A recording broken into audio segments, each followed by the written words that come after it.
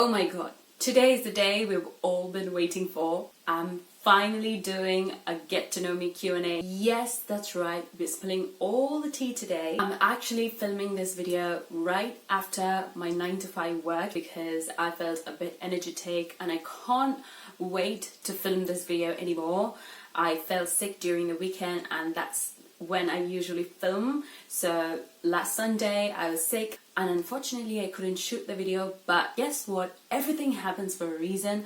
I got a bunch of questions on Monday which needed to be answered immediately and it was worth all the wait. So I'm finally getting to it. I have picked a few questions for this video, but there are so many other questions which I will address in the next part. So there's going to be a part 2 in the Get to Know Me series. Stick along till the end of this video and stay tuned to know more in the upcoming videos as well.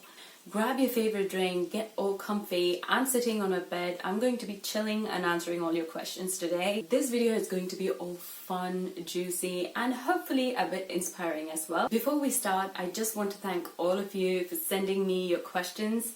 I can see how creative and curious you guys can get. Some of these questions had me laughing out loud, but there were a few that made me think deeply. So get ready and let's dive in.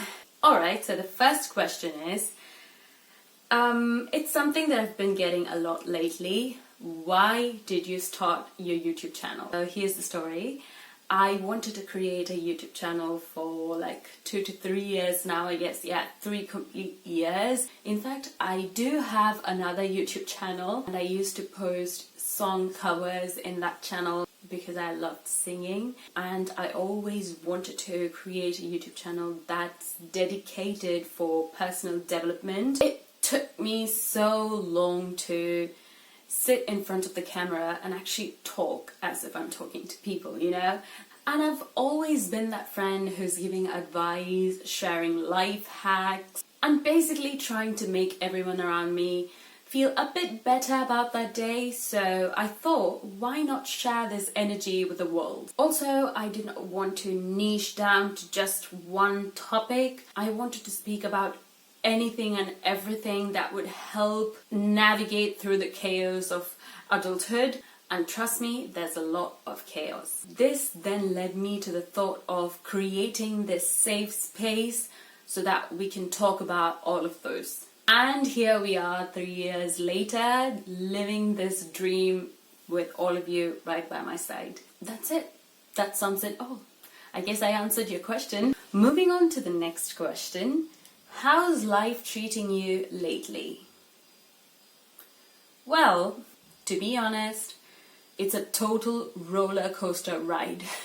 And I mean it. There are so many new things happening, and with new adventures come new obstacles. It's like every day there's a new challenge to tackle. Whether it's managing work or create content or just trying to stay sane amidst all of it, it is tough, but you know what? I'm loving every second of it. I've realized lately that being busy is actually what I needed for a very long time. The thrill of having so much going on just keeps me energized and on my toes. I thrive on that kind of energy because it's what keeps me pushing to evolve and to grow.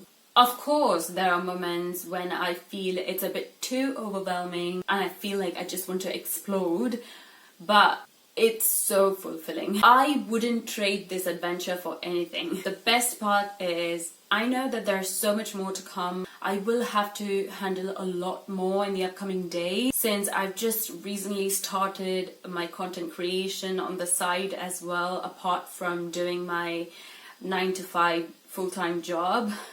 It is going to be tough, but I'm ready to handle it. I'm ready to face any challenge because I believe that every challenge, every obstacle that I face is just going to open a new door with a better opportunity. So I'm all excited for it. If you realize that life doesn't stop for anybody and life keeps moving, and so do you, it just makes everything simple. And I wouldn't have it any other way. And this next question made me laugh out loud. Any plans for short haircut? The person who asked this, I'm so sorry, I do not recognize you. I am not going to have a short haircut anytime soon. I'm in fact planning to grow my hair for the next 1 year. I'm not planning to cut it unless and until it needs a trim. And let me tell you, that was a big deal. Here's the funny part. My mom will literally bury me if I cut my hair. She asked me to not touch my hair for the next 1 year or so and to just grow it as much as possible. And honestly, I've always wanted long hair. It's just that it's really hard to maintain and I just end up cutting it off. But this time I have decided to dedicate time and effort in growing my hair longer. So let's see how long I can get it. And if you're someone who liked my short hair, then probably you would have to wait a bit more or longer than that to see that makeover again. Okay, this next question. I knew this was coming. Are you single or not? Well, you guys are so curious about my love life. Right. I'm sorry, but here's the thing. When it comes to that part of my life, I just like to keep it a bit mysterious. I'm not going to reveal whether I am single or committed right now. Let's just say something that I hold pretty close to my heart. I promise I'm not trying to tease you. Well, maybe a little bit. But it's just one of those things I'm not really ready to disclose. I'm not going to disappoint you for a long time. I will disclose it anytime in the future, so it'll come as a suspense. Just wait for it. Let's just go to the next question. Do you believe in second chances in matters of romantic relationships? Honestly, second chances aren't really my thing, and I don't think you should ever give a second chance to anybody who cheated you or who disrespected you in the first place. Let's just get that straight and clear first of all. I gave it a good thought, probably 100 times, a million times. I definitely take time to make certain decisions, and definitely with my loved ones for that matter. So by the time I decided to walk away, I would have already considered everything, and I would definitely be 100% confident that my choice is right. I know that this matter is a bit controversial, but I genuinely believe that nobody should go back, especially if they are cheated or disrespected by their ex-partner or ex-friend, whoever it is. Your peace of mind and self-respect are way too valuable to risk for such a person. And I'm all about moving forward and never looking back. We all deserve to be with someone who truly appreciates us from the very beginning till the end, and not someone who needs a second chance to figure it out.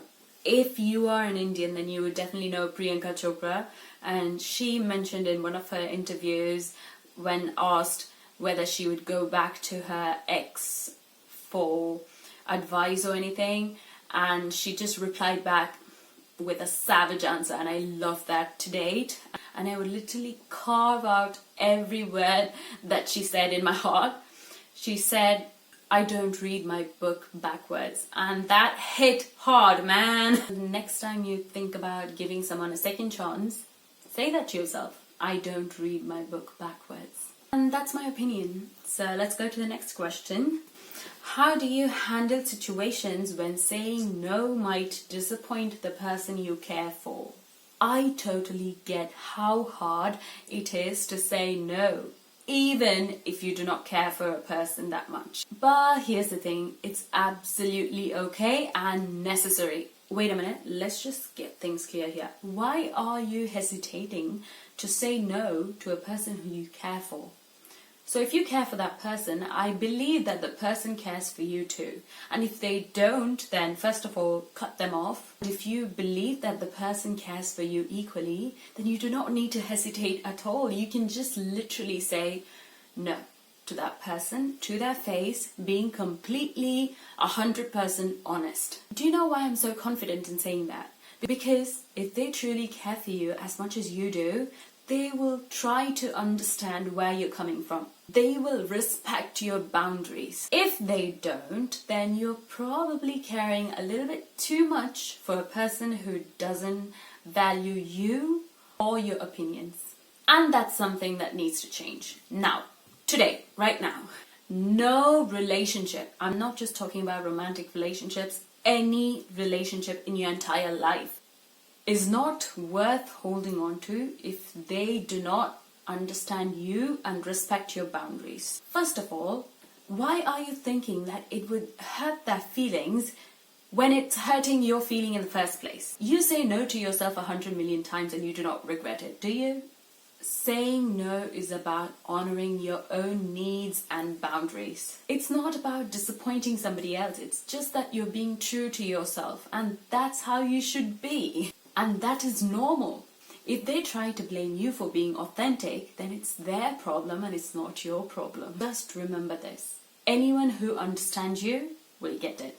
So just be honest and cut off those relationships who do not value you. I swear, they are anyways going to go out of your life one fine day. Make it sooner. It's good for you. This leads to the next question. God, I wonder how deep people can get, and I'm loving it.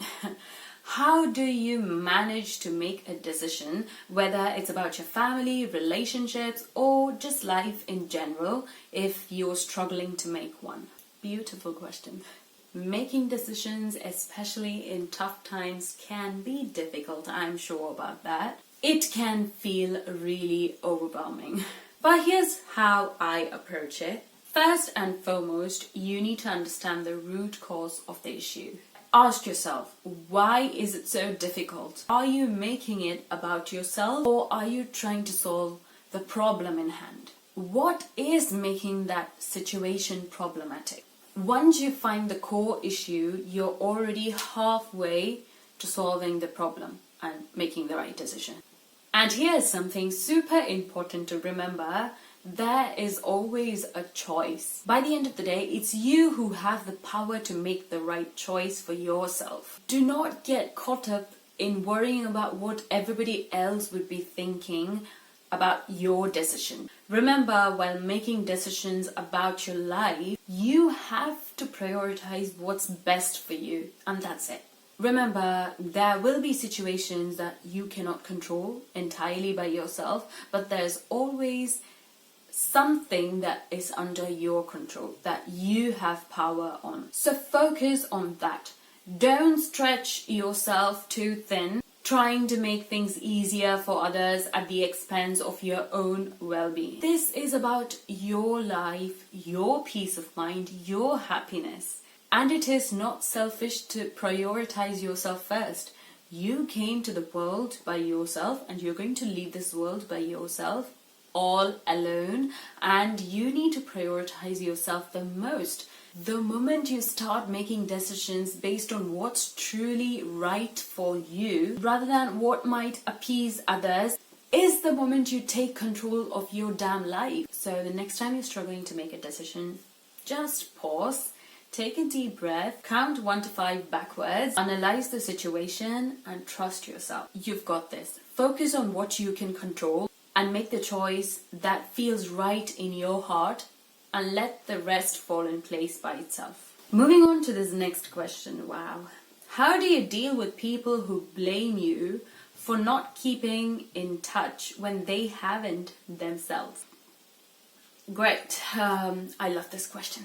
Honestly, this is something I've had to deal with recently. There was this one friend who just assumed that I was ignoring them because I didn't text them or call them for a few months. They never asked about what happened. They never even hesitated to put the blame on me. I was just trying to focus on myself, trying to get my life back together.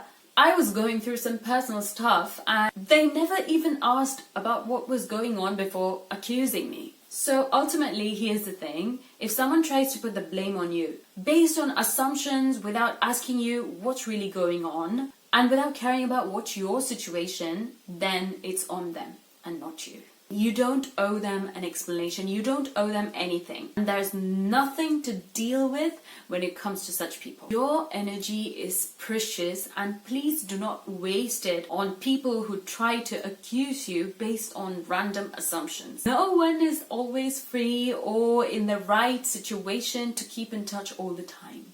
Sometimes priorities change and you have to put yourself first. And that's completely okay. Putting yourself first doesn't mean you're ignoring people. It's just that you're valuing your own needs. At the end of the day, you deserve to be surrounded by people who respect your space and understand that sometimes life can get in the way. If they can't see that, it's a reflection of them and not you. Okay, now let's jump to not so serious questions. I've really been looking forward to answering this.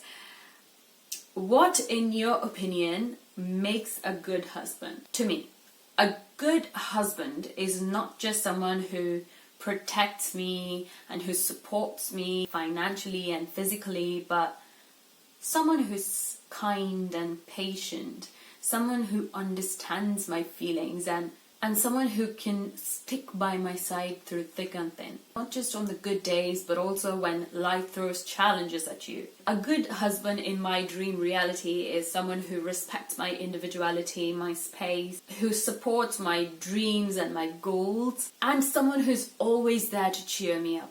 I want my husband to treat me like a queen because I'm ready to treat him like a king. I'm absolutely ready to support him in everything he needs. If he's ready to take care of me and provide me the same support, I'm ready to completely invest in making a happy and peaceful and loving home. If he is ready to love me unconditionally and build a happy home together, I'm ready to be there for him and support him in any life situation if he values the presence of me in his life. It's always a two-way street for me. Both partners are supposed to be there for each other. So these are the basic things that I expect from my future husband.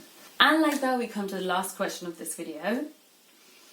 It's super important and timely, in fact. What does it mean for men to be feminist in certain contexts? First off, before answering that question, I want you guys to understand that it's based off men, so I'm going to talk about how men can be a feminist in certain contexts. In fact, feminism is about equality. It's just that considering everyone, regardless of the gender, gets equal opportunities and chances. And a lot of people mix up this concept thinking that it's about elevating women above men. But it's certainly not that. Men can certainly embody feminist concepts in various contexts. One way is where men can support gender equality. This means supporting policies like equal pay, parental leave, and opportunities for advancement regardless of the gender. For example, a man in a leadership position can push fair hiring practices and equal pay for all the employees regardless of the gender. Men can also challenge gender stereotypes and norms that contribute to gender inequality. This might mean questioning why certain jobs are considered as men's work or women's work, or speaking out against harmful jokes and comments about gender roles. It's all about setting an example that respects and values everyone's choices, whether it's a man choosing to be a stay-at-home dad or a woman pursuing a career in a traditionally male-dominated field. Being a feminist is all about self-reflection, and it's about having the willingness to grow. It's about being a part of the solution and not a problem. I guess that answered your question. If not, please do comment below or DM me through Instagram and we'll definitely have a chat about it. And that wraps up our deep dive into some of your burning questions. I hope you found my answers insightful and engaging. It's been so much fun diving into these deep topics and sharing my opinions and thoughts with you guys. But don't worry, we're not done yet. I have a part 2 coming up. Of course, there are a few unanswered questions. I made sure I took at least one question from each one of you and I've answered in this video. But I will be answering the remaining questions and much more in the next videos to come. There will be a part 2 or even a part 3 get to know me video, so stay tuned. Make sure you're subscribed and stick along so that you do not miss the next video. If you like this video, give it a thumbs up and drop more questions or topics you're curious about down in the comment section below. I would love to hear from you. Thanks for hanging out with me today. I love you all. I'll see you in the next video. Bye.